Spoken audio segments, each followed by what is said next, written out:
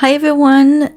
Today is day 30 of Inktober. Almost done, and the prompt is ominous. For today's challenge, I saved a photo that I really like. I thought it was perfect for the prompt. I just wanted to do today's challenge in black and white with maybe a touch of color, but mostly black and white. And it just dawned on me that I had this Sumi ink set that I bought for just a few bucks at a garage sale a few years ago and I never touched. And I thought it was time to actually figure out how to use it and play with it.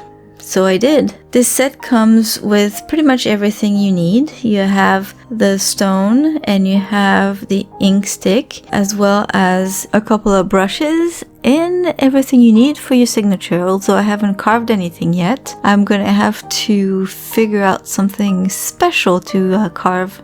I added a little bit of water on the stone and I started grinding the ink stick.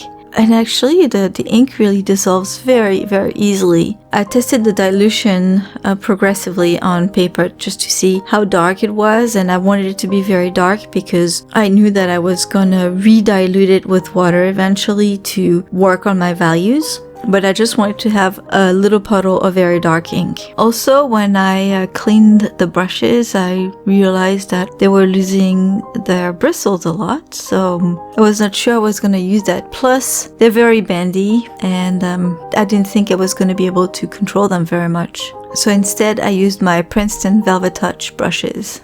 So this ink turned out to be really nice. It seems to be waterproof. But unlike Indian ink, if it dries on your palette, you can re-dilute it for some reason, so it's kind of neat. The fact that the stone is black was kind of tough for me to figure out if my dilution was the right color, so I kept on testing it on paper. But eventually I took a ceramic palette and I was able to see better if the ink was the right darkness. So since I didn't do that from the start, I kind of messed up the face. I made it a bit too dark. However, I think it's pretty cool though because it's supposed to be all in shadows and all, and a little scary as well. And might I say, a bit sketchy because obviously the lines look like they were done real quick. I didn't try to make it all nice and perfect. I just wanted to try the Sumi ink and make a portrait with it. And I really liked it. Towards the end, I had messed up the eyes a bit and a few highlights here and there, so I used some white ink to fix that.